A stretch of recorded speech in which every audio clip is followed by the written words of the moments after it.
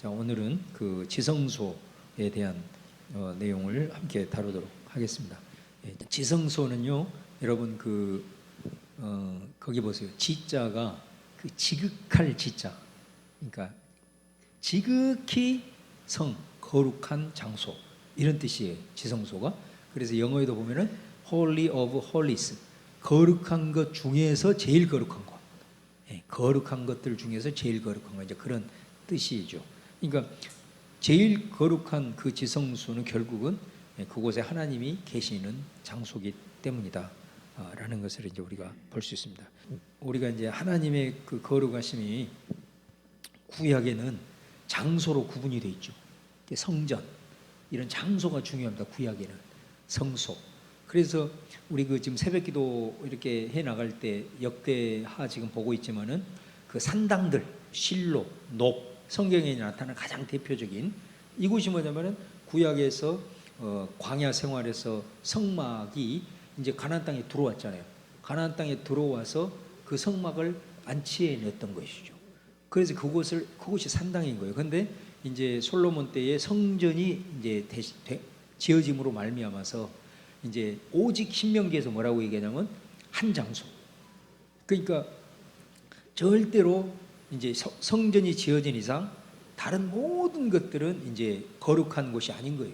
다 이제 상대화돼 버린 거죠. 근데 이제 사람들은 어떻게 생각하냐면은 그래도 이건 영험한 곳이다 이거지. 옛날에 성막 이거 머물러 갔던 곳이기 때문에. 그래서 하나님은 그 장소를 다 철폐를 하라고 한 거죠. 하나님이 머물러 갔던 그 산당들 그냥 이거 그것도 그래도 옛날에 지나간 곳이기 때문에 그냥 기도처로 해라 그러실 수도 있겠지만 하나님은 그것마저도 다 없애라고 하신 이유가 뭐냐면 홀이라도 이런 그 가나안의 강력한 것들을 통해서 오직 성소는 한 성소로 신명기 말씀을 통해서 그렇게 한 거죠. 그래서 오직 예루살렘 다른 곳은 안 된다 그렇게 한 거예요. 근데 이제 그래서 구약에는 장소가 중요한 거예요. 근데 이제 신약으로 넘어오면서 이 장소 개념이 이제 완전히 타파가 되는 거죠. 그래서 이제 신약은 이제 가능하면 이게 이제 그 영성화, 영적인 이런 부분으로 이제 좀 승화시켰다 할까. 어쨌든 구약은 그 정도로 이 장소가 상당히 중요하다. 그러나 신약은 장소보다는 영성화. 하나님은 여기만 계신 게 아니라 온 땅에 계신다. 이게 의미적으로 이제 확대를 하고. 구약은 자꾸 성과 속을 이렇게 구분하는 어떤 이런 의미지만 예수님은 부활하면서 예루살렘이 아니라 갈릴리에 가가지고 벌써 제자들을 기다리는, 그래서 성과 속을 구분짓지 말고 속에서도 성을 추구할 수 있는 그런 강력한 영성으로 나가야 된다. 이렇게 간 거죠, 이 말이죠. 그러니까 우리가 이제 그런 것들을 바라보면서 우리 좀 신앙의 여정들을 좀 잘 이렇게 정리를 하고 또 구별을 하고 이렇게 나가는 것이 아주 중요하다 이 말이죠. 자, 16장 2절 시작. 성소의 휘장한 이곳은 지성소라고 합니다. 이곳에 아무 때나 들어오지 말라. 그리하여 죽지 않도록 하라. 이는 내가 구름 가운데서 속죄소 위에 나타남이니라. 자, 여기 보면 아무 때나 들어오지 말아라. 아무 때나 들어오면 죽는다고 얘기하죠. 자, 이게 레위기 16장 2절 말씀입니다. 하나님이 계시는 곳이기 때문에 이거는 거룩하게 구별하지 아니하면은 절대 들어서는 안 되는 곳이다. 그 정도로 성스러운 곳이다라는 거고. 자, 그러면은 하나님이 임재해 계시는 지성소로 들어가는 길이 뭐냐? 휘장을 지나. 자, 찬양도 그런 찬양 있잖아요. 휘장을 지나라는 찬양도 있어요. 자, 히브리서 10장 19절 20절을 같이 보겠습니다. 시작. 그러므로 형제들아 우리가 예수의 피를 힘입어 성소에 들어갈 담력을 얻었나니 그 길은 우리를 위하여 휘장 가운데로 열어놓으신 새로운 살 길이요 휘장은 곧 그의 육체니라. 자, 여기 보면은 그의 피를 힘입어 성소에 들어갈 담력을 얻었다 그랬거든요. 그러니까 이제 여기 성소는 우리가 지성소를 포함하는 그 개념으로 봐야 돼요. 그래서 여기서 성소는 우리가 더 정확하게 얘기를 하면 지성소라고 말할 수가 있습니다. 그래서 성소와 이제 성소에서 지성소로 들어가는 그 문이 이렇게 커튼이 휘장인데 그 휘장이 이제 예수의 육체다. 그래서 우리 잘 아는 대로 예수님이 십자가에 달려 돌아갈 때 성전 지성소와 성소를 가로막고 있는 휘장이 위로부터 아래까지 찢어졌다. 그 말은 예수의 육체가 십자가에 이제 죽었다, 그런 말이죠. 예, 그런 말이죠. 그래서 그 예수님의 희생, 그리고 그 피를 힘입어 그 흘리신 희생의 피를 통해서 우리가 이제 유일하게 그 하나님의 임재 가운데 들어갈 수 있다라는 거예요. 그러니까 이 말씀 속에서 이미 지성소의 결론이 나오는 겁니다.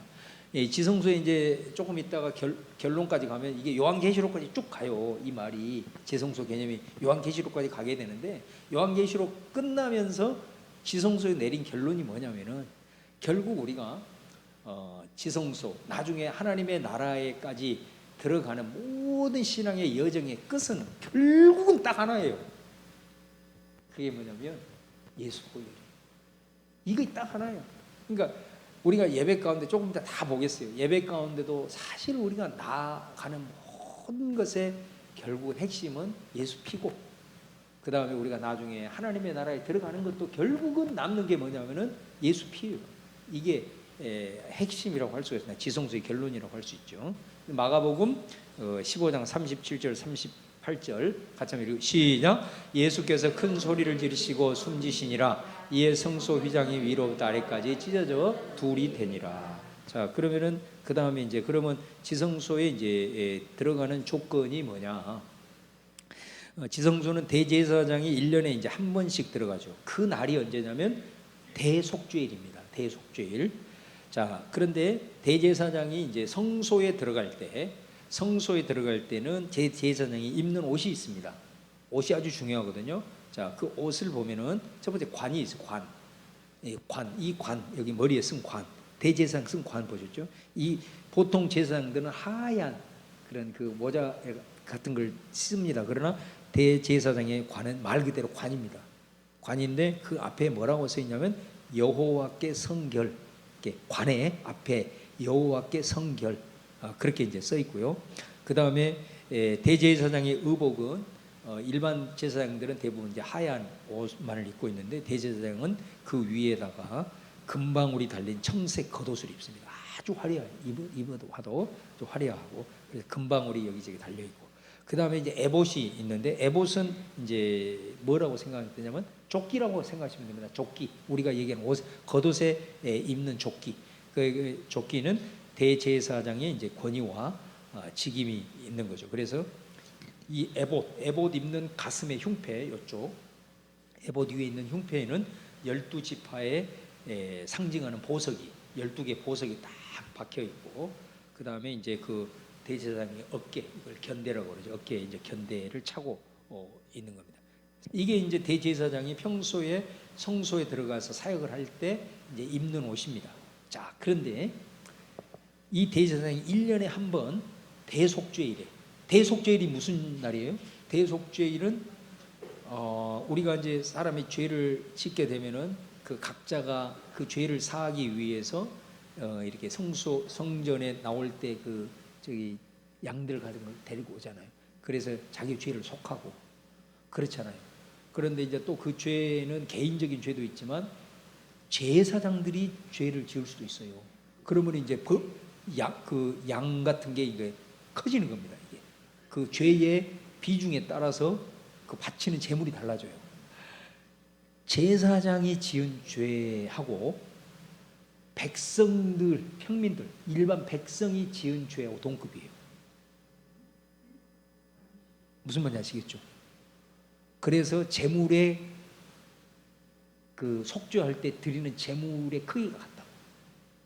그러니까 그 말은 뭔 말이냐면 영적인 지도자들이 지은 죄는 일반 백성들 전체가 지은 죄하고 동급이라니까. 그러니까 그만큼 그게 크다는 거죠. 그러니까 영적인 지도자들이 지은 죄가 얼마나 큰 죄냐라는 걸 우리가 구약을 통해서 알 수가 있거든요. 자, 이제 뭐 어찌하든 그래요.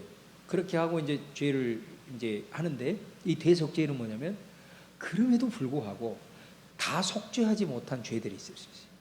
근데 이걸 지고 가면 죄는 쌓이게 되면 반드시 그 죄로 인해서 우리의 삶이 파산할 수밖에 없어요. 죄는 반드시 해결하고 가야 되거든요.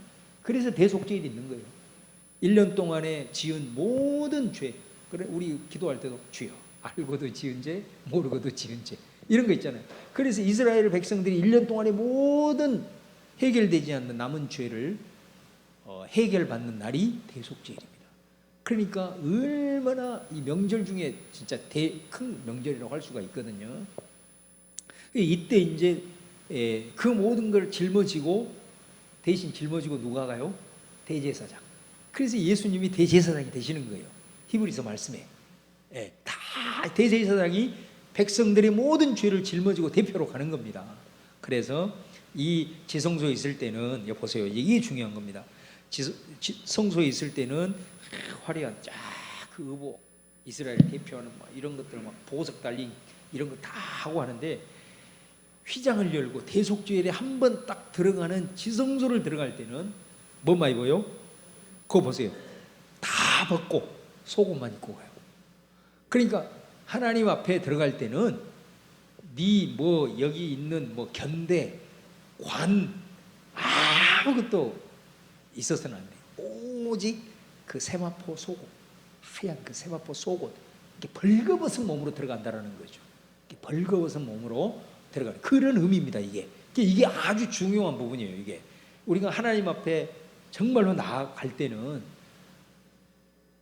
벌거벗은 채로 가는 거예요. 벌거벗은 채로 그 말입니다. 이게 그래서 다 벗고 세마포 흰 속옷 그것만 입고 이제 들어가게 됩니다. 자, 그런데 이 세마포 대제사장이 1년에 한 번 이제 이 속옷을 입고 그것도 다 벗고 관도 벗고 견대 에봇 싹 털고 세마포 옷만 갖고 가는데요. 이 세마포 옷이 뭐냐? 자, 요한계시록 19장 7절 8절. 자, 한번 읽어보겠습니다. 시작. 즐거워하고 크게 기뻐하며 영광을 돌리세. 어린 양의 혼인 계약이 이르렀고 그의 아내가 자신을 준비하였으므로 그에게 빛나고 깨끗한 세마포 옷을 입히도록 허락하셨으니 이 세마포 옷은 성도들의 옳은 행실이로다 하더라. 자, 세마포 옷은 뭐를 상징하는 거고요? 성도들의 옳은 행실이로다. 그러니까 여보세요. 이게 지금 요한계시록 19장이 뭐죠? 이 마지막 날 신랑 되신 예수님과 신부 되신 우리가 마지막 날 혼인 잔치를 하는 거예요. 이게 마지막이잖아요. 우리 이제 예수님 재림하고 이제 혼인 잔치예요. 마지막 천국이 완성하는 날이라고. 이때 우리가 입은 옷이 뭐라고요? 세마포. 그러니까 이 세마포 옷이 실제로 세마포의 옷을 뭐 입을 수도 있고 아닐 수도 있지만 의미가 중요하죠. 이 의미가 뭐예요? 성도들의 옳은 행실이다. 그렇게 말을 합니다. 옳은 행실이다. 자, 그런데 그러면 성도들의 옳은 행실이 뭐냐라는 겁니다. 옳은 행실. 자, 여러분들이 요한계시록에 관련된 많은 주석들이나 책들을 읽어보면 진짜 해석이 다양합니다. 요한계시록 전체 문맥을 봐야 돼요. 이게 그냥 단순히 해석을 문자적으로 해석할 수 있는 부분이 아니에요. 이 성도들의 옳은 행실은 요한계시록이 왜 쓰여졌나 이걸 먼저 우리가 봐야 되거든요. 그러니까 이 요한계시록은 뭐냐면은 마치 우리가 이 원래 그 시대의 이 요한계시록의 문맥은 뭐냐면 로마 제국이 기독교인들을 핍박하는 그 상황이에요. 근데 핍박하는 게 그냥 대충 핍박을 하는 게 아니라 잘못 걸리면 순교하는 그런 상황의 핍박이라고 이게. 그러니까 요한계시록에서 아주 중요한 것이 뭐냐면 여기서 내가 주님을 위해서 뭐를 했다. 또 뭐 대단한 일을 했다. 이게 아니에요. 요한계시록은. 그 요한계시록의 메시지의 핵심이 뭐냐면 믿음을 지키는 거예요. 이 요한계시록의 상황에서는 믿음을 변절하지 않는 것 이것만 있으면 돼요. 사실은. 여러분 한번 생각을 해봐요. 지금 얘가 거기 나왔잖아요. 한번 띄워주세요. 성도의 옳은 행실은 사실은 뭐냐면요. 마지막 때까지 지킨 믿음이에요. 그러니까 이 요한계시록의 문맥을 보면 환난, 말로 할 수 없는 거잖아요. 우리 뭐 서머나 교회 보세요. 막 죽어나가잖아요.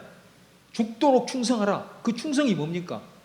변하지 않는 거거든요. 믿음이 변치 않는 거예요. 끝까지 주님 바라보아라 그거거든요. 그 다음에 핍박, 그 다음에 예수 믿는 사람들 당시에 믿는 그리스도인들 이코르 가난이에요. 예. 오직 있으면 지금 터키 같은데 카타콤 파놓은 거 보세요. 지하 막 5층, 6층까지 파놓잖아요. 그걸 안 하면은 다 죽거든. 그렇게 핍박을 받고 환난을 받고 그 다음에 가난을 받고 황제 숭배 안 하면은 이 길드 조합에 가입도 안 돼요. 그러면은 상인도 못해, 수공업도 못해. 당시에 상인 수공업 못하면 뭐 먹고 살아? 그러니까 가난할 수밖에 없는 거예요. 그러니까 이 종들이 많았고 노예들이 많았을 수밖에 없는 이런 상황이거든요. 그래서 그 상황에서 요한계시록에서 진짜 말하는 것은 우리가 주님을 위해서 뭐 막 1000명 전도했다. 뭐 주님을 위해서 어마어마한 거 했다. 사실 그건 아니에요. 요한계시록에서는 진짜 성도의 옳은 행실은 내가 주님을 위해서 뭐 착한 일하고 이런 게 아니라 믿음 지키는 거예요. 이게 이거. 그러니까 이 요한계시록이 마지막 때하고도 바로 연결이 되는 거예요. 그죠? 여러분 보세요.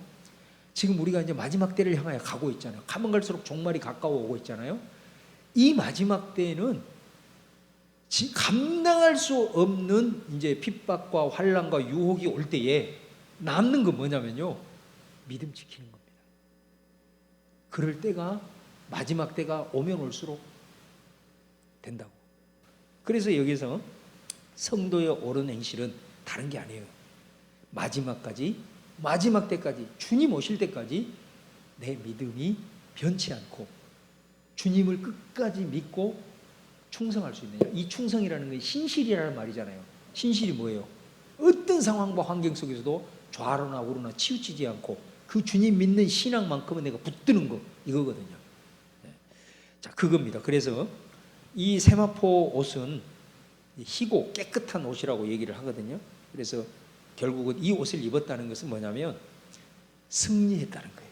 자, 먼저 7장을 보겠습니다. 7장 시작. 장로 중 하나가 응답하여 나에게 이 흰 옷 입은 자들이 누구며 또 어디서 왔느냐? 내가 말하기를 내 주여 당신이 아시나이다 하니 그가 나에게 이르되 이는 큰 환난에서 나오는 자들인데 어린 양의 피에 그 옷을 씻어 희게 하였느니라.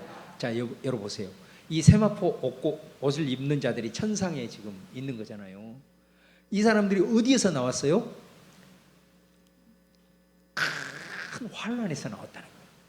그러니까 주님 오시는 그 날에 그 어마어마한 그 환난, 고통, 지금 이걸 통과한다는 거잖아요. 자, 그런데 그 사람들에게는 뭐예요? 어린 양의 피에 그 옷을 씻어 희게 하였느니라. 그러면 여기서 옷을 씻어 희게 했다. 이게 세마포 옷이거든요. 세마포 옷을 입었다는 거 아니에요. 흰 옷, 세마포 옷. 근데 그 세마포 옷이 왜 어떻게 씻어졌다고요?